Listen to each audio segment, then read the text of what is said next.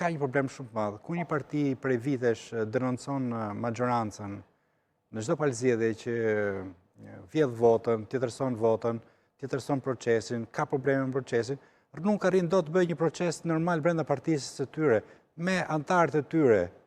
Për çfarë vote të lirë kërkon ti dhe proces demokratik kërkon ti, kur ti nuk arrin dot të disiplinosh një palëzjedhje të qeta brenda partisë tënde. Domethënë, ke 36 vite demokracie dhe akoma bën shfaqje të huaja në zgjedhje, del dhe në për konferencë, në për foltore dhe shan antarët dhe ish kolegët e tu, të cilët njëherë i ke quajtur të burgosur politik, të dënuar nga këta narko-gjykatat e narko-regjimit të këtij regjimit që vjedh votën e lirë dhe ti vën një nen në këtë formularin që kush është dënuar nga këta gjykatat e narko-regjimit nuk lejohet të jetë kundërshtari im. Këto janë paradokse, janë gjëra qesharake dhe mendoj që sot njerëzit më të lumtur që kam parë unë sot në Shqipëri janë antarët e Partisë Socialiste dhe antarët e maggjorancës. Ata janë shumë të lumtur, shumë të gëzuar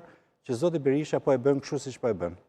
Dhe ata janë shumë të lumtur dhe festojnë dhe ju keni për të parë shampanjën fishekzjarre nëpër Tiranë, kur zoti Berisha të rizgjidhet edhe një herë në krye të Partisë Demokratike, sepse për ta është një garanci jete dhe pushteti Sali Berisha në atë detyrë, në atë post. Ata janë shumë të lumtur, ju e keni parë edhe në këto ditë, ata vetëm festojnë, duar trokasin dhe janë shumë të lumtur, të kënaqur që zoti Berisha bën këto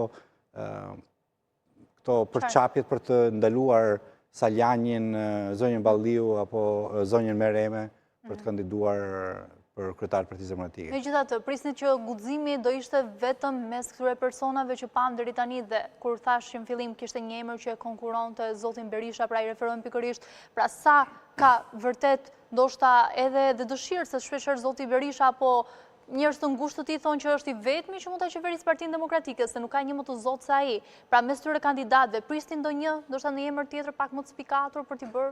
Po, zoti Berisha ka rrethuar veten me një tuf humësish në Partinë Demokratike. Të gjithë drejtuesit politikë të tij janë humësa.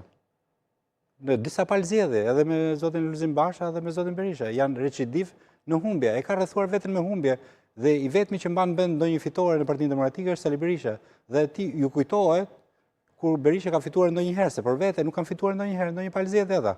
Ata nuk fitojnë dot brenda primareve të partisë, po ti lesh në garë të lirë të drejtuesit dhe qarqeve, nuk e fitojnë mandatin, nuk e fitojnë postin atje. Çojnë Oer Bilukbashin në Durrës të kandidojë me një djalë të ri në qarkun Durrës, ju keni të përparë që ai nuk merr më